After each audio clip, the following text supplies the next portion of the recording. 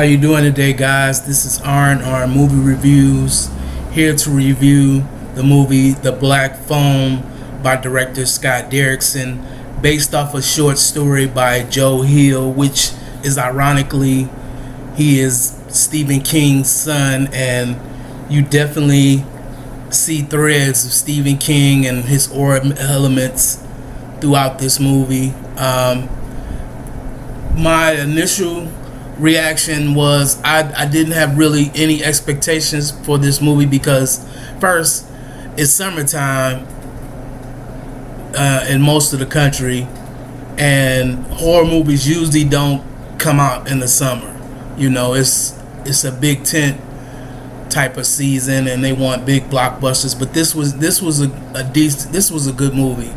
I really liked it. It stars Ethan Hawke from other Blumhouse movies, like I think he was, I don't know if he was in Insidious or something like that. I think sorry about that. James Ransone from It Chapter 2 as the adult Eddie, which all the characters in It was my favorite characters, but he was the most he was the most erratic character. He was definitely a character. I liked his portrayal in it. And Jeremy Davies with what I can probably describe as one of the worst mullets on screen that I can recall. And I don't even wear mullets, so I wouldn't know nothing about it, but the thing looked horrible that was on his head.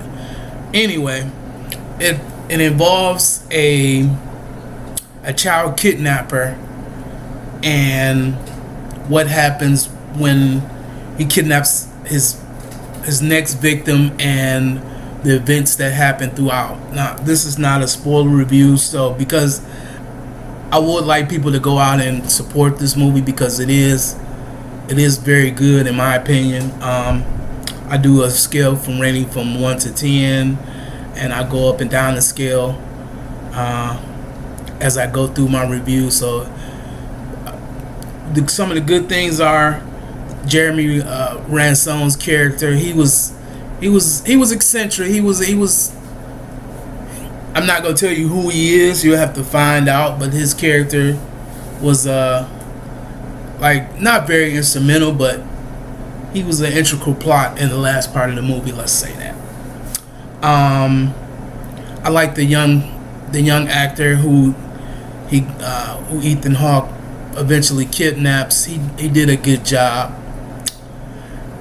I would say this is a 50% horror movie, 50% thriller mystery, because it's a lot of clues and things that you have to find. It was a mystery, to say the least. I like that about it. Scott Derrickson. Scott Derrickson is a good director. He was supposed to direct the Doctor Strange second movie. He directed the first Doctor Strange movie, which I thought was good, but you know, I mean, you have I guess differences between director and producer. He didn't get along with what Kevin Feige had to say, so they split ends. But anyway, I think he's a pretty good director of this, and I think he is an okay director of the first Doctor Strange, even though I like Sam Raimi a whole lot more than Scott Derrickson. That's personal choice, but you know, he did his thing. The setting is the 70s, which is basically notorious for child kidnappers, serial killers, things like that, because it's really the burst of suburbia. It's like people were moving throughout the United States, they weren't in the city like they used to be, and people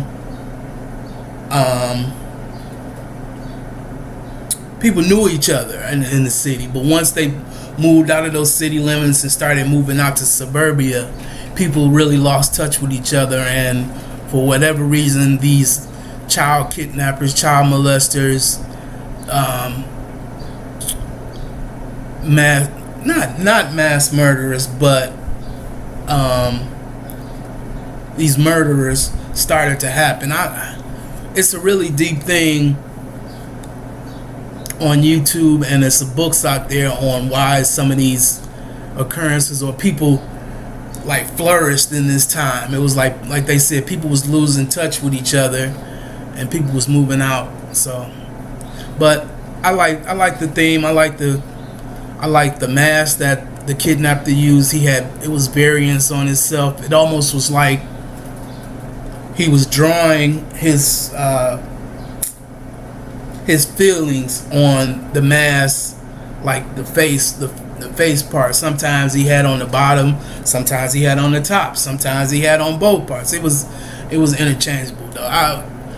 I would think I said, where would you even go to even think about getting a mask like that? Because it's not used for Halloween, because it's got so many parts to it. What would be the purpose of that?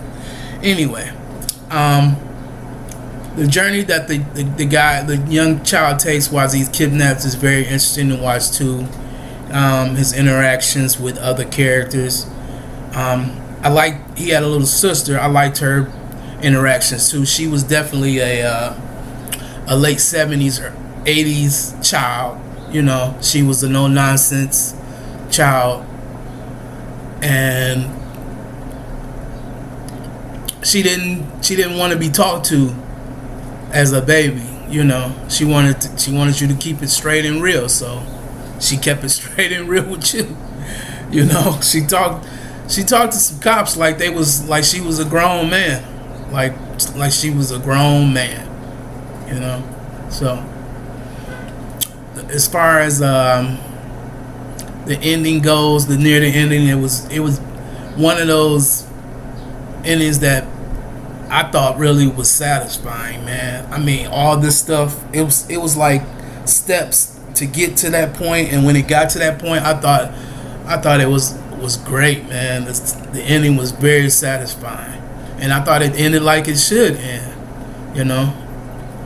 But anyway, my rating on this is probably about an 8.5 to a 9. It was definitely a good surprise for the summer, and I hope you guys can check it out. Anyway, like, subscribe, or share. Please, any comments or advice. Once I want to spend a special shout out to my new subscribers. I really appreciate you guys helping me grow, and if you need anything as far as like shout outs, or if you have a channel or something like that, please let me know and we can get it going. Have a good day. See you later.